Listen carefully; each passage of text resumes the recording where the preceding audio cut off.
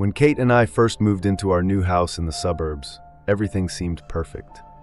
The house was spacious and bright, the neighborhood was quiet and peaceful, just the place we'd been dreaming of.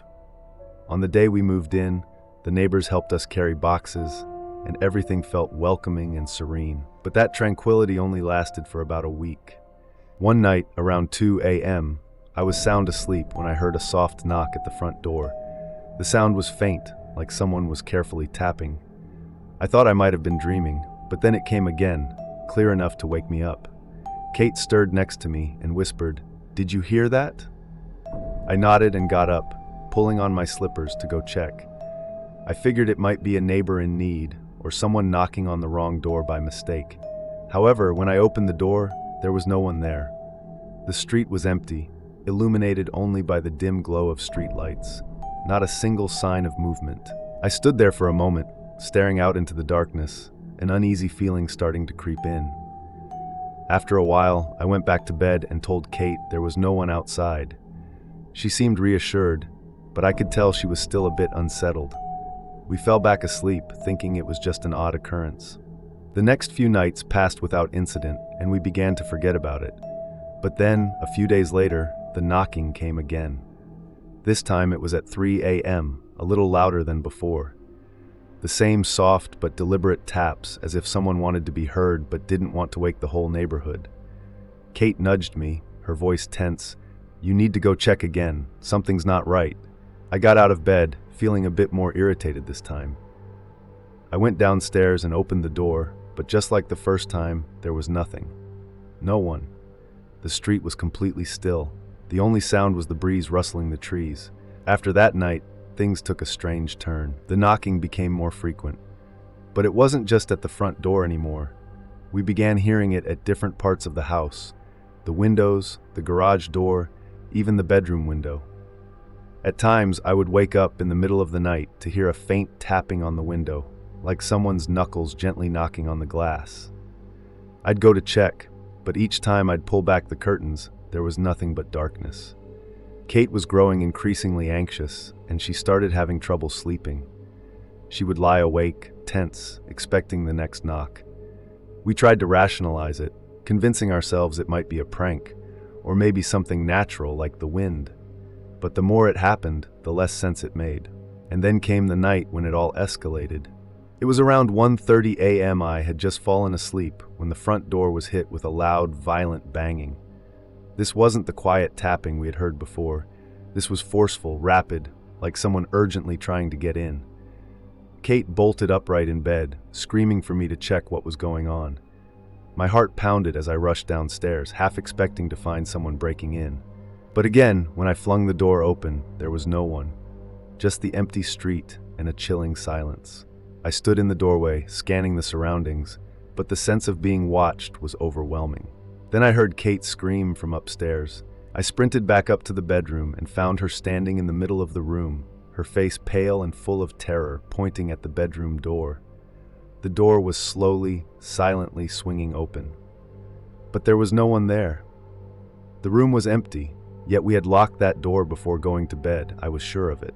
The door, it just opened by itself, Kate whispered, her voice shaking with fear. At that moment, a cold wave of dread washed over me. This was no longer about strange noises. Something was happening in our home that we couldn't explain, something we couldn't see but could feel lurking. The next morning, Kate insisted we call the police. Officers came to the house, took our statements, and inspected everything. The locks, the windows, and the footage from our security cameras. But there was nothing to find. No evidence of anyone outside, no tampering with the locks. The cameras showed nothing unusual. The officers concluded that it might have been some kind of prank or a misunderstanding, but they had no concrete answers. For the next few nights, the knocking stopped. But that uneasy feeling never really left. Even in the daylight, the house felt heavy, as if something was always just out of sight, waiting. Kate grew increasingly paranoid, and eventually she began talking about moving out. I couldn't disagree. Whatever was happening in that house, it was driving us to the edge. We decided to leave. Whether there was something truly there, or if it was just our imagination running wild, we couldn't stay any longer. We packed up and moved out within a month. Even now, I sometimes think back to those nights, the sound of soft knocking, the door slowly creaking open, and I still don't have an explanation. It's a mystery we'll probably never solve, but the memory lingers, creeping back into my thoughts when I least expect it, like a distant echo that refuses to fade away.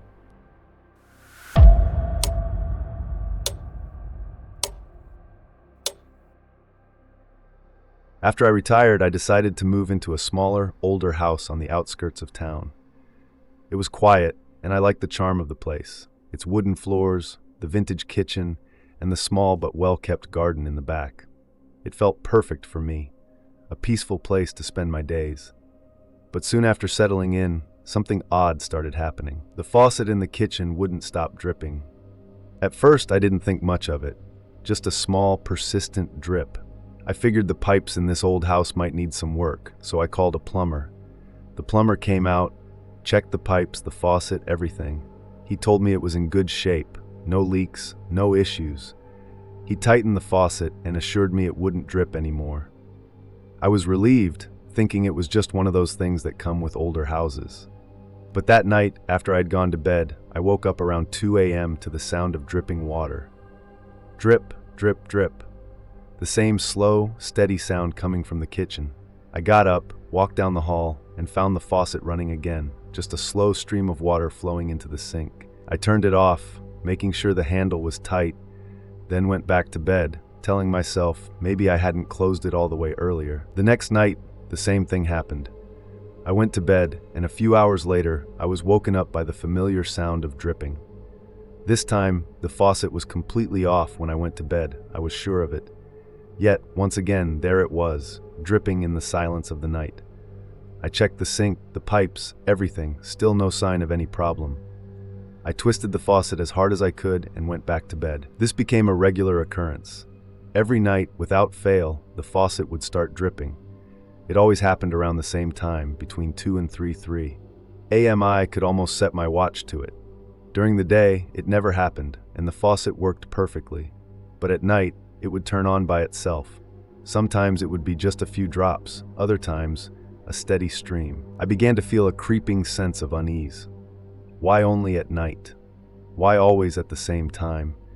I started staying up late, waiting to see if I could catch the moment when the faucet started. But every time the dripping would begin only after I finally gave in to sleep. It was as if the house knew when I wasn't watching. One night, determined to put an end to this, I stayed up well past 2 a.m., sitting at the kitchen table with a cup of coffee, staring at the faucet. For hours, nothing happened. The house was still, and the faucet remained silent. I was about to give up and go to bed, when suddenly, the air in the room seemed to shift. I don't know how to explain it, but there was this sudden feeling of heaviness, like the atmosphere had thickened. Then I heard it, drip, drip, drip. I was sitting right there, staring at the faucet. I hadn't heard it turn on. I hadn't seen a single movement, but there it was, dripping, the water trickling down the spout into the sink. I stood up slowly, feeling a chill creep up my spine. I reached out, gripping the faucet handle tightly, and twisted it shut. The dripping stopped. For a few moments, I just stood there, my hands still gripping the cold metal, trying to make sense of what had just happened. But before I could turn away, I heard a new sound, a soft creak behind me. I turned around and saw the cabinet doors under the sink slowly swinging open, as if pushed by some unseen force. My heart pounded in my chest. The cabinet doors continued to open until they were fully wide, revealing the dark, empty space underneath. I hadn't touched them, hadn't been anywhere near them. They had simply opened on their own. I backed away, my eyes fixed on the open cabinet, the unease growing stronger. What was going on in this house? Was it old plumbing, faulty fixtures, or something else entirely? I couldn't explain any of it, and the feeling of being watched became overwhelming. The next day I called the plumber again. He checked everything, pipes, water pressure, valves. Once again, he told me everything was in perfect working order. There was no reason for the faucet to keep turning on, no reason for the dripping, no explanation for why the cabinet doors had opened by themselves. He left, shaking his head, just as confused as I was. That night, the dripping started earlier. This time, I heard it at midnight. I lay in bed, listening to it, too tired and too unnerved to get up. Then, after a few minutes, the dripping stopped on its own. I felt a wave of relief, thinking maybe the worst was over. But then the noise started again. Not the faucet this time. It was the sound of water, louder, like someone had turned the faucet on full blast. I bolted out of bed and ran to the kitchen. The faucet was gushing water into the sink, the stream so powerful that water was splashing out onto the floor. Panicked, I rushed over and shut it off. I stood there for a moment, catching my breath, staring at the water pooling on the floor. Then, as I turned to grab a towel, I saw something that made my stomach drop. The cabinet doors had swung open again, and the cleaning supplies inside were scattered across the floor. I couldn't stay there anymore. The next morning, I packed a bag and went to stay with my daughter for a few days. I couldn't explain what was happening, but I knew I needed to get out. The house wasn't right. There was something there, something I couldn't see but could feel watching me. I eventually decided to move out for good. Even after leaving, the memory of that dripping faucet and those creaking cabinet doors still haunts me.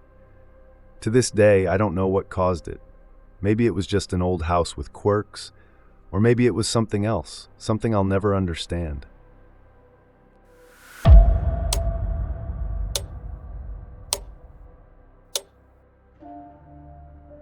When my son and I moved into this house, I thought we were finally settling down.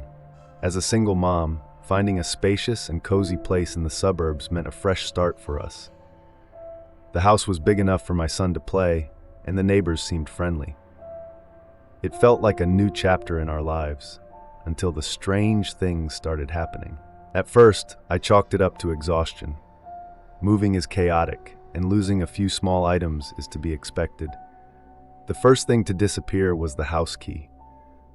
One morning, I was heading out and couldn't find the key where I always hung it by the door. I spent the whole morning searching, turning every drawer and corner upside down, even checking under the couch cushions. But the key was gone, as if it had vanished into thin air. Eventually, I had to use the spare key and figured I must have misplaced it in all the moving chaos. Then the TV remote went missing. I distinctly remembered leaving it on the side table next to the couch the night before, but by the next morning, it had disappeared. My son and I searched the living room, even checking his toy chest. It didn't turn up. A few days later, I found it in the kitchen drawer next to the silverware, where I never would have put it. At first, these small things were just annoying, but soon it became clear something far stranger was happening. Every few days, something would vanish. At first, it was little things: keys, my phone, my son's toys. But as time went on, more important items started to disappear, like my wallet and car keys. I started to wonder if my son was playing tricks on me, but he swore he hadn't touched anything. One day, his backpack went missing. We had left it in the living room the night before, and by morning, it was simply gone. We turned the entire house upside down looking for it, searching every corner, but it was as if the backpack had simply evaporated. My son had to miss school that day, and I ended up buying him a new one, frustrated and confused. For a while, I convinced myself I was just being forgetful. Maybe I was too stressed and wasn't paying attention to where I put things. But deep down, I couldn't shake the feeling that something wasn't right in the house. There was an odd sense of pressure, like the walls themselves were watching us, keeping track of our every move. My son seemed to feel it too. He became scared to be alone in his room and started asking to leave the light on at night. Things came to a head one evening. I was in the kitchen preparing dinner, and my son was playing in his room. Everything seemed perfectly normal. Suddenly, I heard a soft thud upstairs, like something had fallen. I put down the spoon and went upstairs to check on him. But when I got to his room, everything seemed fine. My son was still playing with his toy cars and hadn't heard anything. I brushed it off as nerves, maybe a draft causing something to fall. But when I went back downstairs, I was greeted by a sight that sent a chill through me. The plates and cups I had neatly stored in the cabinets were now out on the table. It was as if someone had carefully taken them out and placed them there while I was upstairs. But there was no one else in the house. I tried to stay calm, thinking maybe I had forgotten I took them out, though I knew that wasn't the case. Still, I shoved the thought aside, cleaned up, and finished making dinner. But later that night, something even more unsettling happened. I woke up around midnight to the sound of faint clinking, like metal tapping lightly against something. My heart raced as I quietly got out of bed and made my way downstairs. When I reached the kitchen, I saw something that made my skin crawl. Every single piece of cutlery, forks, knives, and spoons, was laid out in a perfect row across the kitchen table. It was deliberate, like someone had carefully arranged them while I was sleeping. I stood frozen, staring at the table. There wasn't a sound in the house, but the eerie silence seemed louder than any noise. I knew for a fact that I had put all the cutlery away after dinner. I couldn't explain how or why it was all laid out like that. I backed away, my heart pounding in my chest. As I headed back upstairs, I heard a faint sound near the front door, the soft jingle of keys, the missing keys. I rushed to the entryway, and there, hanging neatly on the key rack, were all the keys that had vanished days before. They looked untouched, as if they had never been gone. By this point, I was completely unsettled. I didn't know what to do or how to explain what was happening. The next morning, I decided to contact the police. I explained all the strange things that had been happening, the disappearing objects, the noises, the things moving on their own. I could tell the officer didn't entirely believe me, but they sent a couple of officers to check the house. They examined every room and inspected the doors and windows. There was no sign of forced entry, no indication that anyone had been in the house. In the end, they suggested it might be some sort of prank or a misunderstanding and recommended that I install security cameras. I followed their advice and installed cameras throughout the house. But even with the cameras in place, things continued to vanish and reappear. Oddly enough, whenever something went missing, the footage would show nothing out of the ordinary. No one was seen entering or leaving the house. It was as if the objects disappeared into thin air and then came back the same way. After a few more months of living with this constant unease, I finally made the decision to leave. I couldn't handle the stress any longer. My son and I packed up our belongings and moved out. Even though we've left that house, I still think about those strange occurrences.